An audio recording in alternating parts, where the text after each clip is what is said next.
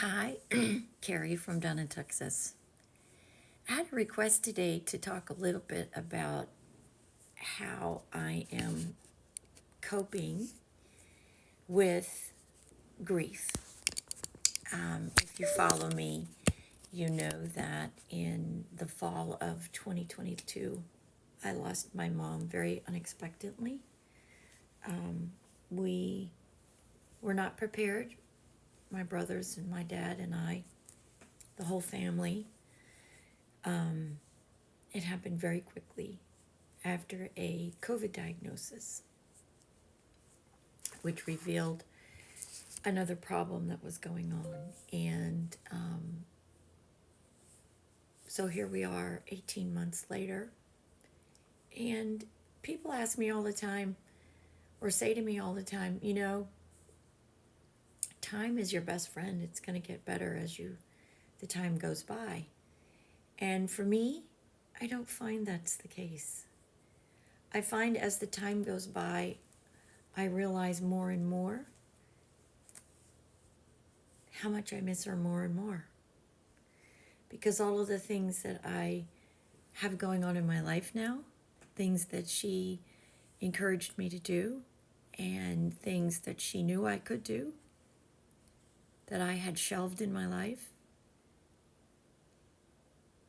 I'm doing those now. And not being able to share that with her is a really hard thing for me.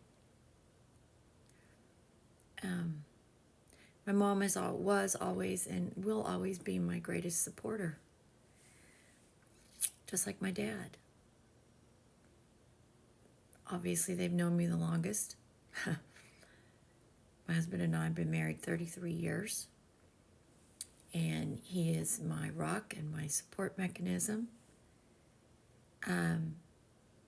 He came into my life as an adult. My parents and my family have known me since I arrived. And grief is one of those things that I will say as the time goes by, you have not so many occurrences or as often emotional breakdowns, if you will.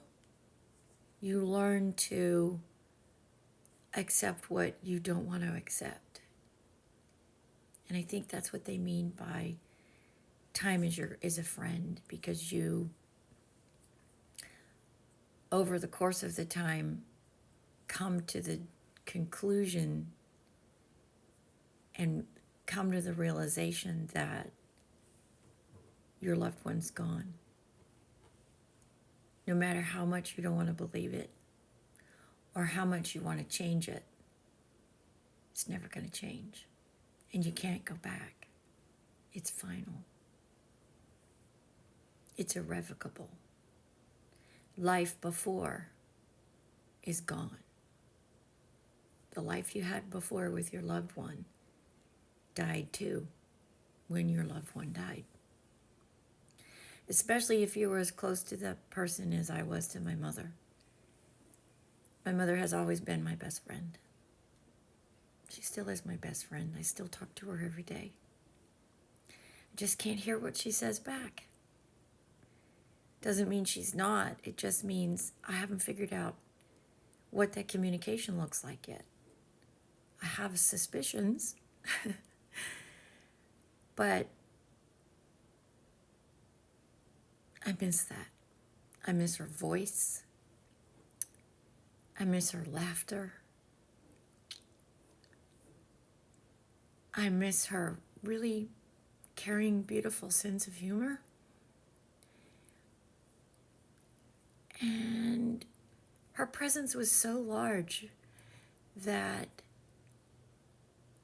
I miss that presence.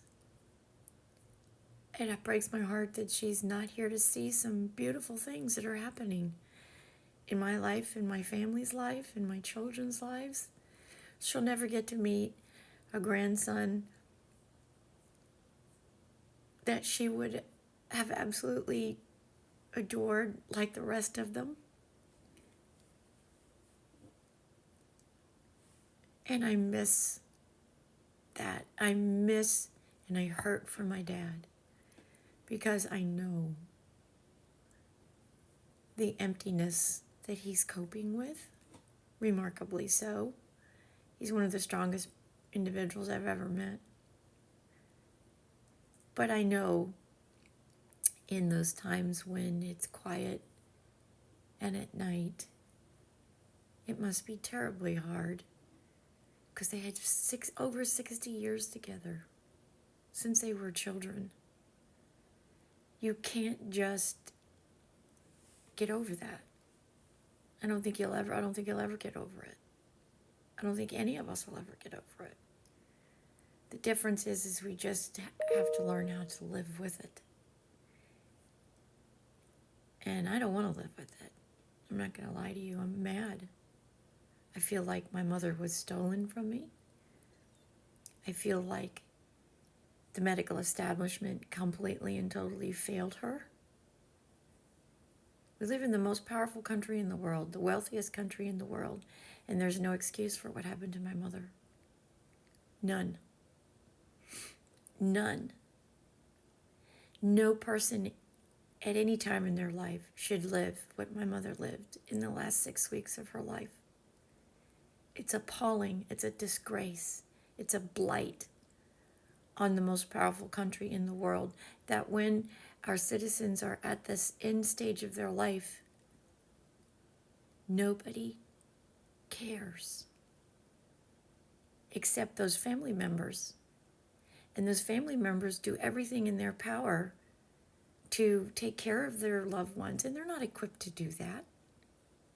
We weren't equipped to do what we did. We did it because she deserved it. She deserved to be treated with dignity and respect and privacy because of the woman she was. And I was going to die trying to make sure that that happened, as well as my brothers and my dad and the rest of the family. And it is absolutely disgusting that in this country, our loved ones face such deplorable care from people who are in an industry that have no business in the industry because they just do not care. It's a body. It's not a person. It's not a loved one. When they look at it, it's just a body. They don't care how they treat it or take care of it. They come in and do their job, and they don't care how they do their job. They just do their job. It's a disgrace that the wealthiest, most powerful country in the world treats our citizens at that stage of their life like we are in a backward third world country. So many other countries in the world have realized that at that stage of their life, they need to make changes so the loved ones can live their final days in dignity and respect and care and love and nurturing by people who are there to do just that, not to just get a paycheck. It's despicable. I have family members. My children are in the medical industry, 2 of them. And I will do everything in my power to make sure that I don't end up in that same situation, even if it risks my eternity, because I will not live like that. I will not allow my loved ones to go through and fight like I had to fight every single day for my mother and her dignity. It's disgraceful, and it's a blight on this country and how we handle the end stages of somebody's life, regardless of how old they are. Happens to children too. So at 18 months, I cope. And I dream. And I talk to her in my dreams. And I see her and feel her in things